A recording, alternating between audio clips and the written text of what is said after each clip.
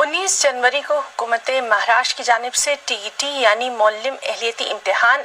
लिया जा रहा है। इम्तिहान को लेकर उर्दू मीडियम के तलबा को कई दुश्वारियां हैं। तलबा को पेश आ रही दुश्वारियों को दूर करने और टीईटी इम्तिहान के मुख्तलिफ मज़ामीन की रहनुमाई के लिए अमरावती के अल हकीम लाइब्रेरी में एक रोज़ा वर्कशॉप का इनेकाद किया गया। अखिल महाराष्ट्र उर्दू शिक्षक संगठन की जानिब से मुनक़िदा इस वर्कशॉप में माहिरीन ने मौल्लिम अहलियती इम्तिहान में पूछे जाने वाले सवालात और उनको कम वक्त में किस तरह हल किया जाए इसकी रहनुमाई की।